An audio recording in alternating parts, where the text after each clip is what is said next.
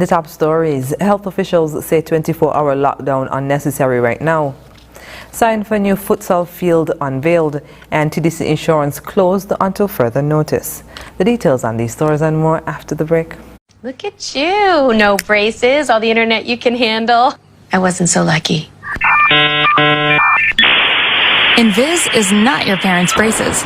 Invis is predictable, less painful, more comfortable. Invisalign. Visit Dr. Blake's General Dentistry and Orthodontics located on South Independence Square Street for your free Invisalign consultation.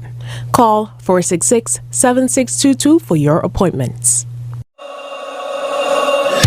Without limits, happy and free. The skin you're in with no apology.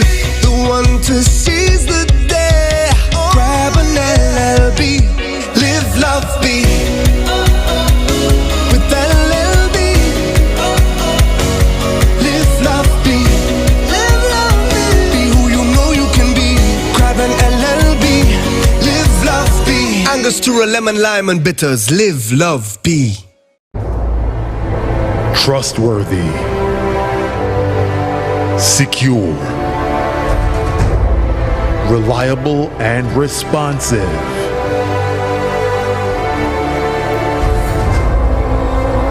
These are just some of the words customers use to describe their experience with the Bank of Nevis Limited. And after 35 years of delivering excellent customer service and honoring our corporate social responsibilities in the island of Nevis, we are finally in St. Kitts. Come and experience why we're not just another option. We are the standard. Bond strong.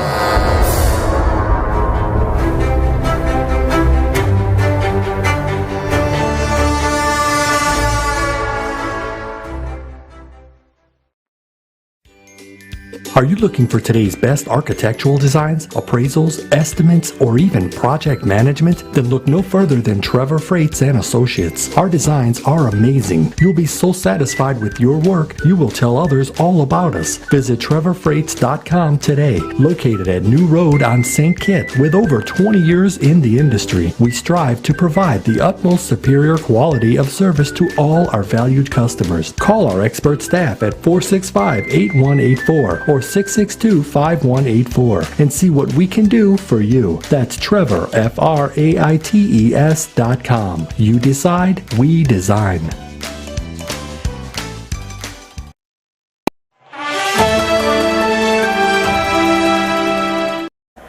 Hello and welcome to the ZIZ Channel 5 newscast. I'm Carla Berridge.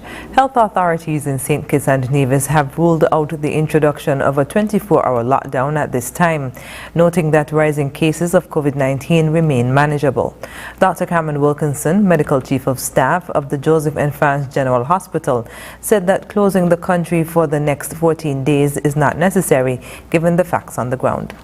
Our positivity rate, as you heard, is very low, 1.56%. which is below the threshold of concern, which is 5%. Our death rate is 0. We have had a few super spreaders, but the R value, or the number of persons each person infect, is low, below 1. Our healthcare system remains robust and it is not overwhelmed, as we have 4 admissions who are stable. Dr. Wilkinson added that the high number of persons in the Federation who are vaccinated against COVID-19 is also encouraging, as the Oxford AstraZeneca vaccine offers significant protection against severe illness, hospitalization and death from the deadly virus. He added that 24-hour curfews are a last resort, describing it as a nuclear option. These public health decisions, re-lockdowns, cannot be made in a vacuum, however. They have to be embedded in a broader policy that considers the social, psychological, and economic impact on citizens and residents. Other parameters that are considered include the population demographics, population density, the weather, and the infrastructure of the healthcare. Dr. Wilkinson strongly encouraged all citizens and residents to do their part in the war against COVID-19. They are advised to wear a face mask in public spaces, sanitize hands frequently, boost their immune system, maintain physical distancing, avoid large crowds, and get vaccinated. We need to learn to live with COVID. This does not mean zero COVID cases, but decreasing our risk of exposure and increasing our protection against severe disease and death through vaccination. While authorities say a 24-hour lockdown is not necessary at this time, they have implemented a nightly curfew from 8 p.m. to 5 a.m. up until June 22nd, 2021. As the Federation continues to expand its sporting catalogue, futsal is next in line to take the field with the planning of a futsal field in Shadwell, St. Kitts. On Thursday, the Ministry of Sport hosted a signage unveiling and walkthrough of the proposed area. Honorable Jonelle Powell, Minister of Sport, was on hand and explained that the project is as a result of discussions with the youth of the area. The Sport Minister said he has already begun to engage the relevant bodies to receive technical assistance. It is meant to help to develop the technical skills of our footballers in football as we traditionally know it, but also to introduce a new form of the sport, a new form that is recognized by FIFA and that really needs to be developed. I can go so far as to say that the only FIFA recognized futsal facility in the sub-region is located in Trinidad and Tobago, and so I have already begun discussions with relevant international bodies who have shown significant interest in providing financial and technical assistance in developing this particular facility. Minister Powell said it is his hope that the facility will engage youth positively, as many are suffering from COVID fatigue. He said he was happy to fulfill a promise he made. Minister Powell gave an update on the project's progress and said he hopes to host a groundbreaking ceremony in a few weeks. Design of the facility is currently being worked on, and that is being done by a young local architect, Ms. Caitlin Wilkin, and that will be then shared with our technical team headed by Mrs. Sergio as we go forward in terms of the actual build out.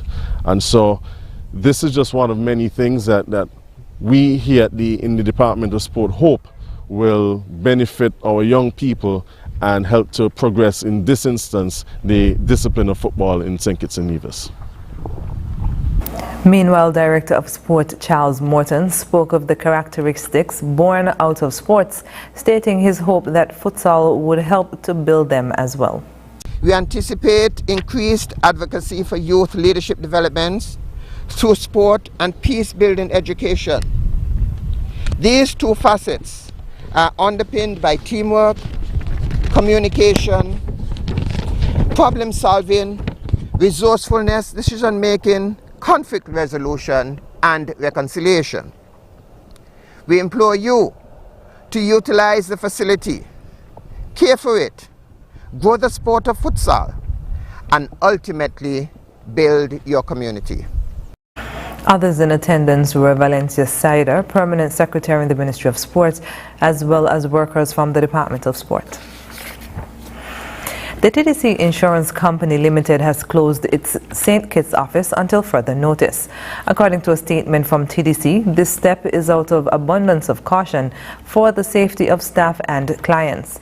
The decision comes after information has been circulating on social media that a member of staff had tested positive for COVID-19. The statement said, quote, "We continue to maintain our strict COVID-19 protocols while our team serves you through activated remote working policy." It continued, quote, "With 85% of the TDC insurance staff already vaccinated, the company will continue its rigorous efforts to further safeguard against the COVID-19 virus. We ask you to join us in wishing our employee a speedy recovery." TDC Insurance says they are monitoring the situation in partnership with the Ministry of Health and apologize for any inconvenience caused. The St. Kitts and Nevis Bankers and Financial Services Association has announced that in response to the new curfew hours, banks' operating hours are being adjusted. According to a statement issued on Thursday, effective Friday, June 11th, the Bank of Nevis Limited, St. Kitts Nevis Anguilla National Bank, TDC Financial Services and Republic Bank will be open Monday to Friday, 8 a.m. to 2 p.m. until June 21st. CIBC First Caribbean International Bank will continue to operate Monday to Thursday, 8 a.m. to 1 p.m. and Fridays, 8 a.m. to 2 p.m. The association is also encouraging the public to use the online banking, mobile app, and instant tellers to do their banking where possible. The new banking hours follow new restrictive measures announced on Tuesday night by Prime Minister Dr. The Honorable Timothy Harris, which encouraged persons to use online alternatives for shopping, etc., to help curb the spread of COVID-19. After the break, Compliance and Quarantine Task Force outlines challenges they are facing and ECCB initiatives to assist small businesses. Stay with us.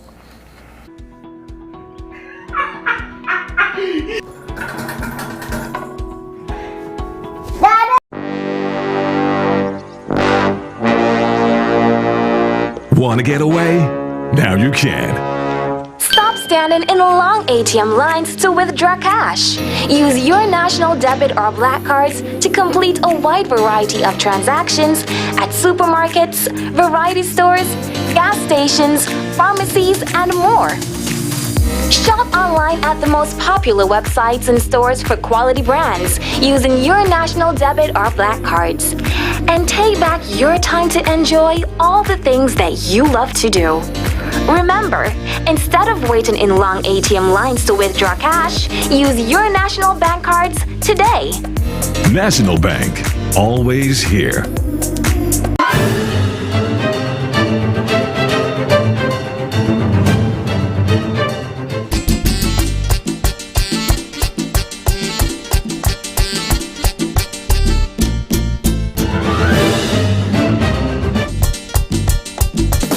Yo! You look like the dude who was shopping at furniture and appliances.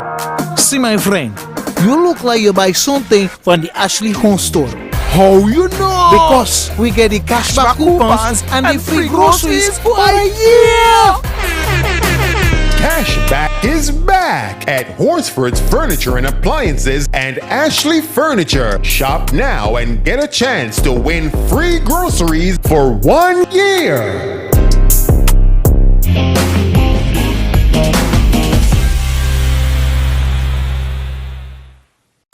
Glow Broadband and TV is packed with even more value as you get a free Samsung tablet, free installation, and 50% off your bill for 3 months when you sign up now. Yes, a free Samsung tablet. Power all you do at home with up to 100 megabits per second super fast broadband. Plus, stay HD entertained with Flow TV. Stream, share, and do more on your new free tablet, which will also keep you connected on the go with ease. Sign up at a Flow store today. Conditions apply.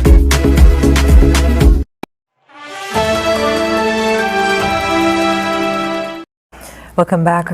Officers from the Compliance and Quarantine Task Force visited ZIZ Studios on Thursday for the program Policing with You to talk about the challenges faced with enforcing the COVID-19 protocols around the island. Deputy Head of the Task Force, Sergeant Sophia Henry, said that while trying to enforce the protocols, some officers have experienced verbal and physical abuse. Some of the challenges that the Compliance Task Force officers meet on a daily basis. When you go to the events in the night, especially you know the amount you are allotted and you want to go over that. When you approach the organizers either physically or verbally abuse you. Even the patrons who are there, they say all kind of things, but I said to them sometimes, it's not we you have to be vexed. She added that persons do not give respect to the compliance officers as they are not seen as police officers. But head of the task force, Kennedy De Silva, reminded persons that the powers of the Compliance and Quarantine Task Force is outlined in the COVID-19 Prevention and Control Act, and failure to comply with regulations will result in a fine. Number 47 of 2020, It outlines the powers of the compliance task force, and most importantly, it outlines what the fines and penalties are for violation. So you could end up in a case where you're paying anywhere between $100 or $5,000 for that violation. Even the mask wearing, if we decide to charge you on the street, it could be $100. But in some circumstances, if we catch you not wearing it on that public transport, it could be $500. He urged persons to comply with the protocols in an effort to avoid being fined and also help to reduce the further spread of COVID-19. The Eastern Caribbean Central Bank, ECCB, is working on several initiatives to help small businesses across the Eastern Caribbean Currency Union in the face of the ongoing pandemic. Recently, the ECCB hosted digital dialogues on pandemic and small businesses, which focused on how small businesses can rebound from the impact of the COVID-19 pandemic. Governor of the ECCB, Timothy Antoine, joined panelists to examine the challenges affecting small businesses and what opportunities are available to small business owners to keep their operations going in the face of the pandemic. In outlining some of the initiatives the bank is working on, Governor Antoine said the ECCB is working with international agencies on digital transformation project. We are also working with our partners, OECS Commission, ECTEL, CARICOM Impacts, and of course the World Bank on a massive project called the Caribbean Digital Transformation Project. It's a $94 million project aimed at internet connectivity, digital skills and jobs, entrepreneurship, digital finance, cybersecurity, data protection. Those are some of the things that we're covering. That project is now live and implementation has begun. And you're going to hear more and more about that project over the next few months, and for the next 3-4 years, we want to make a big impact with that. He said there is also a push to make access to finance easier for small businesses through a credit bureau. What is the biggest challenge of small businesses? Access to finance. Well, one of the biggest. And we want to make that a lot easier by ensuring that there is a credit bureau that allows essentially responsible lending and responsible borrowing. A lot of financial institutions would do more to extend finance or credit if they had a framework, an infrastructure, such as a credit bureau to assist them. That exists in advanced economies all over the world. Some of our larger CARICOM countries, we want to bring it to the OECS ECCU soon. The governor said the ECCB is working with the World Bank on a renewable energy facility, which will help to bring down the cost of electricity in the region, which is a major issue for small businesses.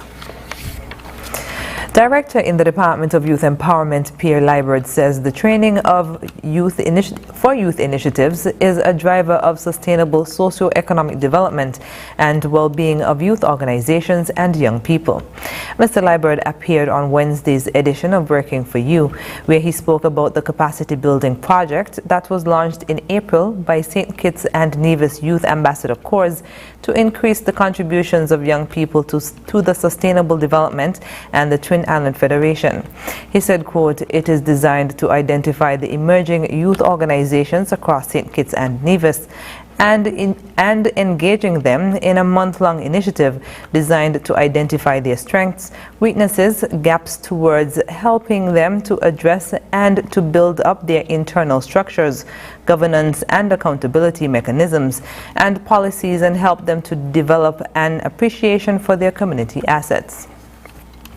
He went on to say, quote, "It is also designed to help them look at challenges in their societies, communities, and devise creative ways to address those challenges through sustainable projects, all of which they would identify and develop on their own, and ultimately receive financial support or backing towards implementing it." He commended the youth ambassadors for spearheading the initiative. It is supported by the youth departments in St. Kitts and on Nevis, the wider government, as well as other stakeholders, he said. And finally, on the local scene, the Alliance Française is welcoming everyone to take part in its French singing competition from June 9th to July 2nd. Like last year's competition, this one will be held virtually in light of the pandemic. There are 3 categories of participation: children for individuals between 4 and 10 years old, adolescents for individuals between 11 and 17 years old, adults for individuals 18 years and above. Registration is free for all participants. The children can choose from 3 specific songs, while 4 songs are available for adolescents and adults categories. Song submissions will be judged on the interpretation of the song, rhythm, and French pronunciation. The top 3 winners of each category will receive cash and food vouchers. The finale will be held on July 14th at 7 p.m. on Zoom, where the public will be able to view and vote during the final concert if registered. Coming up in regional news, Haiti faces COVID surge as cases subside globally. The details when we come back.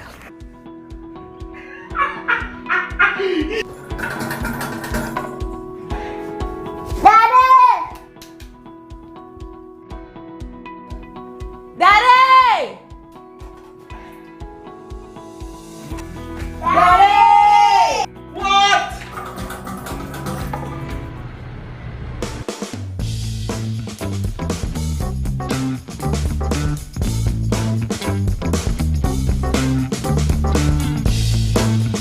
Sourceford Building Centers 3-day Daddy! Father's Day weekend sale, Thursday, June 17th to Saturday, June 20th at the Horsford's Building and the Nevis Centers on Wellington Road, St. Kitts and Stony Grove, Nevis. Don't miss it!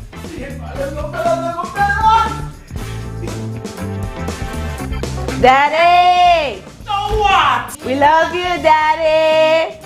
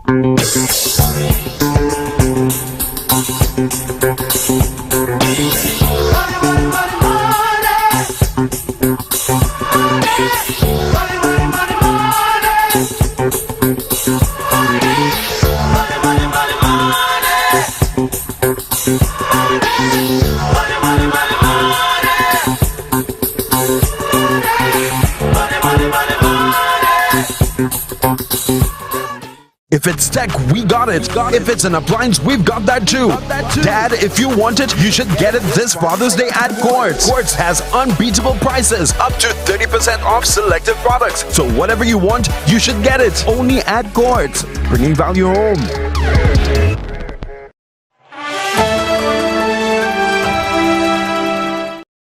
And we're moving now to news on the regional scene. For more than a year, as the world battled high volumes of COVID-19 infections and deaths, Haiti reported few COVID cases. Now, as most countries prepare for a post-pandemic world with safer norms, it seems to be approaching the crisis levels other nations are leaving behind. Al Jazeera's Teresa Bo reports. They're escaping gang violence in Port-au-Prince. Over 500 people are seeking refuge in this sports stadium under the protection of the Red Cross. Among the displaced are almost 100 children and pregnant women. But it's not just the gangs they're afraid of. In the middle of a pandemic, it's also COVID-19. We are afraid because we don't know when the virus will hit us. That's why we're asking the government to do something for us, because we've lost everything during the gang violence. For the past year and a half of the COVID-19 pandemic, the number of cases in Haiti have been considered to be low. But in May, the numbers of cases started to rise. Dr. Boyer Prinka, who is working at the hospital in Port-au-Prince, says she has already lost friends and relatives to COVID-19. We understand that COVID became a big reality in Haiti now, not like before when we have 1 or 2 cases and we had doubt about this disease. But now there are a lot of families affected by COVID, and we also hear more and more people are dying from the disease. Haiti is the poorest country in the Americas. It has only around 240 COVID-19 beds for its population of over 11 million people. The increase of COVID in Haiti is a problem. A lot of our hospitals are already occupied, and we don't have a big center for COVID that can take 200 to 300 patients at the same time. Haiti has not received a single vaccine dose yet to prevent coronavirus. A lack of resources, infrastructure and testing are a major concern. The numbers of cases and deaths are relatively low compared to other countries, but doctors say the actual figures are probably much higher. The country is also now in the middle of a political crisis. Protesters have been taken to the streets against the government's attempts to reform the constitution, and gangs seem to be in control of entire areas across the country. Many are afraid of going to a hospital and being caught in a firefight. We are the state in this country. The police is not strong enough to do anything. Without us, nothing can function in this country. The Pan American Health Organization says Haiti will be receiving vaccines soon through the COVAX distribution system. It is also helping increase supplies of protective equipment for health workers. But it's the violence and insecurity that has many terrified in the country. A major problem when trying to fight a deadly infectious disease. Teresa Bo, Al Jazeera. Individuals and businesses affected by the COVID-19 pandemic may receive another round of financial support from government through a second stimulus package. This was announced by Prime Minister of Grenada, Dr. Keith Mitchell, on Wednesday. In an attempt to provide support to people and businesses whose livelihood was affected by COVID-19, the government of Grenada has secured a soft loan of $8.95 million from the Caribbean Development Bank and the International Development Bank to help cushion the impact. Prime Minister Dr. Keith Mitchell made this announcement on Wednesday in a special press conference. Very soft loan of $8.95 million, which works out approximately to about $24 million. That initiative to help the marginalized persons and persons who have affected the most. And therefore the Ministry of Finance has been working with the Ministry of Social Development and also engaging some of our social partners in the whole question of the areas and the persons that could be supported with that initiative that we are embarking on. Prime Minister Mitchell says that at present, the Ministry of Finance is working very closely with CDB to develop the policy, format and the proposal that will be used as the procedures of payment for the fund. From indication, it looks like the resources, the actual monies would be available sometime early August, September for the latest. So in other words, we'd expect to start disbursement around that particular time. So what is being done now is a lot of the hard work, the detailed work in the proposals and working out the format. He said the interest rate in paying back the loan is expected to be very low, with ample time to pay back. In terms of almost similar to IDA, and you know IDA is 0.75%. I haven't seen the exact document, but I know it's going to be very low. And you know you have a 10-year grace and 40 years to repay. That is the IDA component of the World Bank. Assuming it's close to that from indications, then it would be very small in terms of the loan payment. But the question of whether in fact in the stimulus we're making some of that available for businesses and requiring them to repay will make the conditions very soft in going forward, but most of it will be grant support. The government of Grenada has already distributed over 17 million AC dollars to various sectors in April of 2020 under its COVID-19 economic stimulus package. For GBN News, I am Rena Pear-Thomas reporting. Coming up, Albania Parliament impeaches President for violating Constitution. We'll tell you more when we come back. Imagine having the luxury of putting all your trust in one insurance company and being able to enjoy life to the fullest without having to worry. Well, don't imagine. National Caribbean Insurance is here to take care of all your insurance needs. Insure your life, vehicle, boat, home, belongings, and your future. At NCI, we make it our business to ensure that you enjoy every stage in life. We serve, we protect, we satisfy. That's NCI.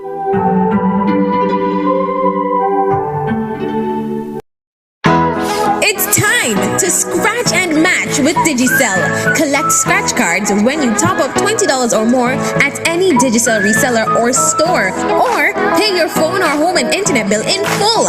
Scratch and match. Get 2 or more of the same digital app and you win a prize. It's that simple. Win cash, credit, vouchers, lunches, spa dates, Digicel merchandise, and more. Plus, take the top half of your scratch cards to any of our retail stores to qualify for even more prizes in the big draw.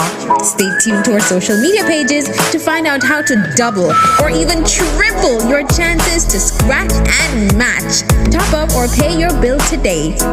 Get scratching, get matching. Digicel, better together.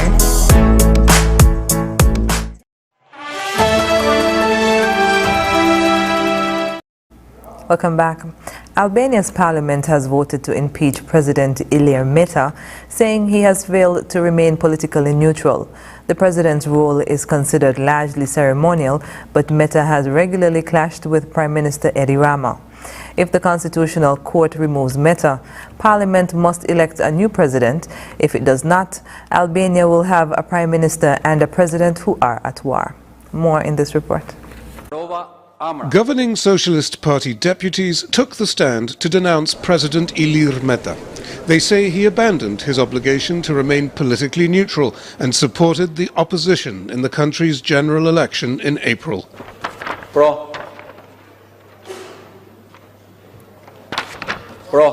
They moved to have him impeached and won handily. 104 deputies in the 140-seat chamber voted in favour, 30 of them from the opposition. The Constitutional Court must now decide Meta's fate in what is an unprecedented political situation, even for Albania's highly personal politics. Only 7 deputies voted against impeachment. One of them, Getan Getani, says that's because many opposition MPs are loyal to Prime Minister Edi Rama. The presidency is the only institution Prime Minister Rama doesn't control. He wants to get Meta out of the way before September because he's afraid Meta won't swear in the new parliament and cabinet. Meta has a lot of evidence that the elections were not properly carried out. Meta has said nothing in public and dismissed the impeachment as a joke in private. He spent the day hosting folk dances at the presidential office. But he and Rama have clashed over elections before. Prime Minister Rama's suspicions go back to 2019, when President Meta suggested changing the date of local elections that were due to be held across the country so that the opposition Democratic Party could also participate after initially boycotting the process. Rama accused Meta of siding with the Democrats, held a session of Parliament to censure him and vowed to get rid of him. Rama says the impeachment is principled and has nothing to do with personal disagreements. It's not at all a problem between me and him. It's a big problem between him and the country, and the role and the duty and the very, very important guarantee that the president is in a parliamentary republic. Meta founded the opposition party Movement for Socialist Integration, or LSI, which his wife now leads. So many believe he is not out of the political game. If the Constitutional Court removes Meta, Parliament must elect a new president. If it doesn't, the country will have to live with a chief executive and a head of state who are at war. John Psaropoulos, Al Jazeera, Tirana. Child labor has risen for the first time in 20 years, the United Nations said on Thursday, with 1 in 10 children in work worldwide and millions more at risk due to COVID-19. Here's more. As their parents struggle to put food on the table, almost 1 in 10 children around the world is missing out on schooling, helping their family make a living instead. For the first time in 2 decades, the world is seeing a rise in child labor. We are losing ground in the fight to end child labor. Families are desperate, and they're turning to child labor as a last resort. A new UN report shows that an estimated 160 million children aged 5 to 17 were in child labor at the beginning of 2020, an increase of 8.4 million from 2016. That was before the pandemic. The global health crisis has since wiped away jobs and wages, throwing millions more people into poverty. Unless we act to stop it, we could see a further increase in until the end of 2022, some 9 million in child labour. This would take us further in the wrong direction. Particularly worrying is the significant increase in the number of children in hazardous labour, defined as work that is likely to harm their health, safety or morals. However, not all work carried out by children is considered child labour. In this fishing village in Cambodia, a UN and government-backed programme is helping young people keep their education as well as work in a safer environment. A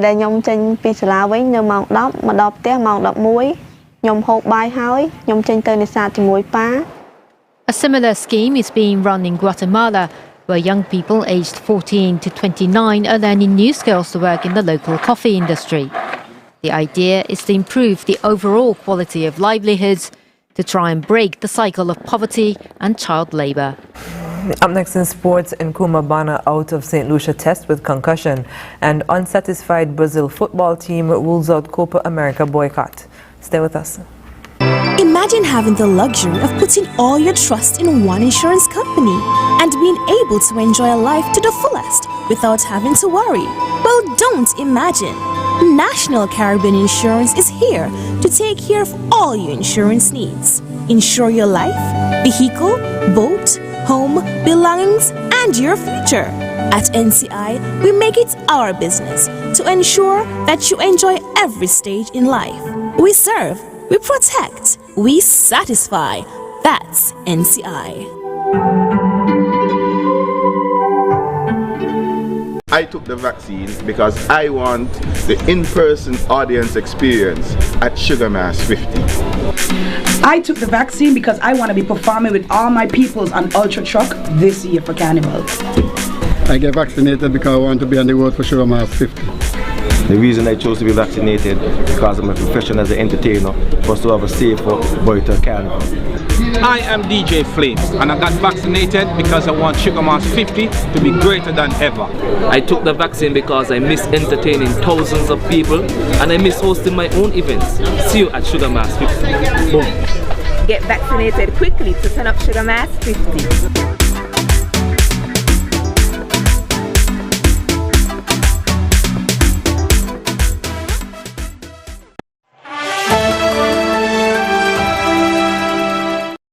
First up in sports, West Indies batter Nkrumah Bana has been ruled out of the first test against South Africa in St. Lucia after being diagnosed with a concussion.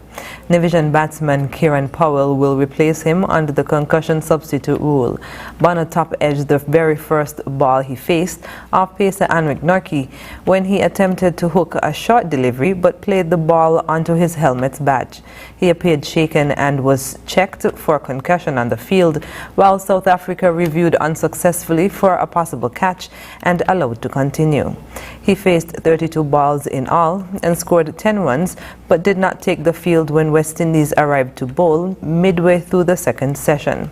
Instead, Powell was on the field and will now also bat in Bana's place. Brazil's football team says it will take part in the upcoming Copa America, ruling out a boycott. But the team is expressing humanitarian concern after the games were relocated to Brazil.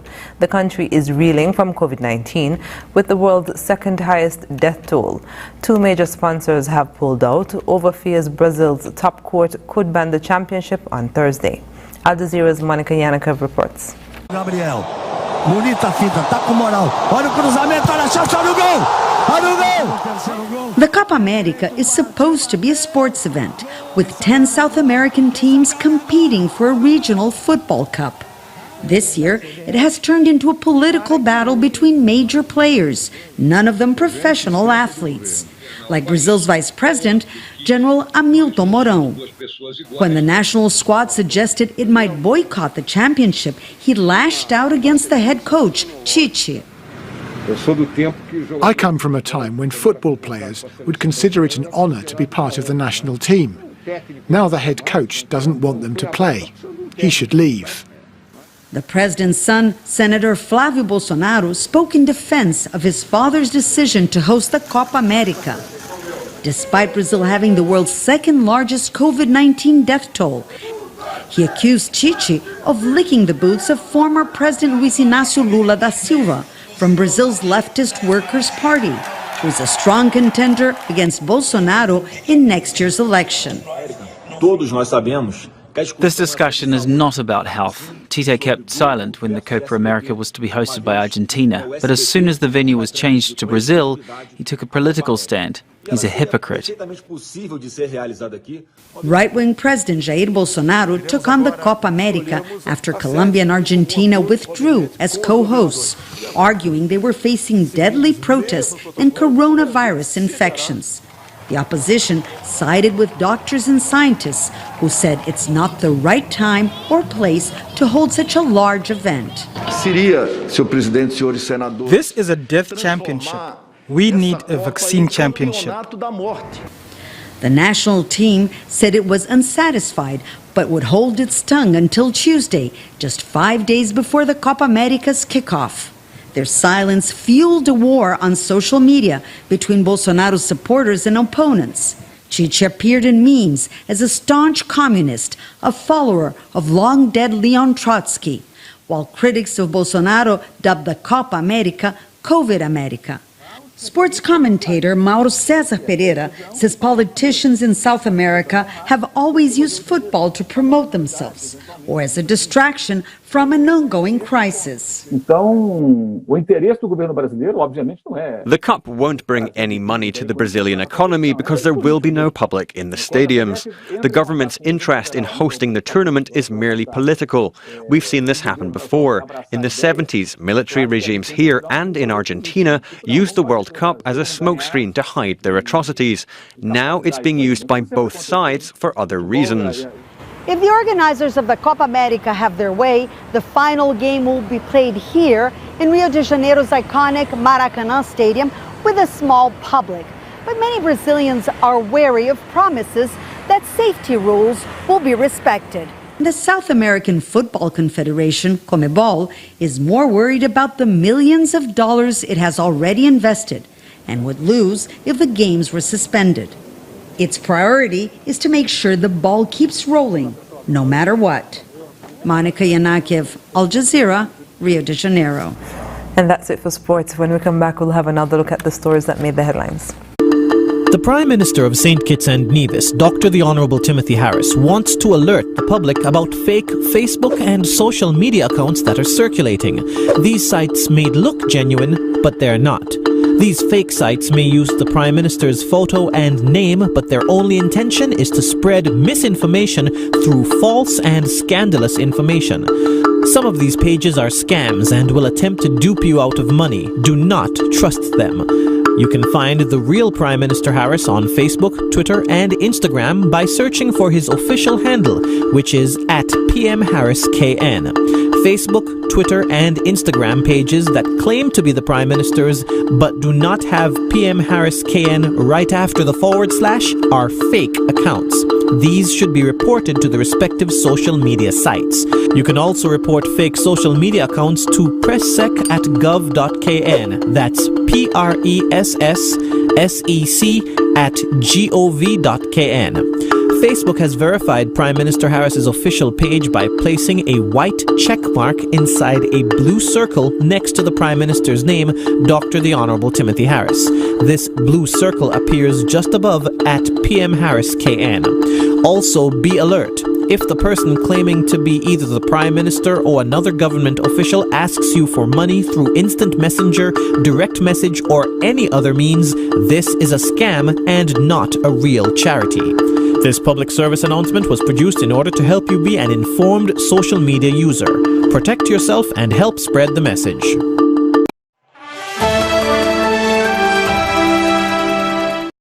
And we're wrapping up with a recap of the top stories. Health officials say 24-hour lockdown unnecessary right now. Sign for new futsal field unveiled, and TDC insurance closed until further notice. And that's the end of the ZIZ Channel 5 newscast. Thank you for joining us. I'm Carla Berridge. Goodbye.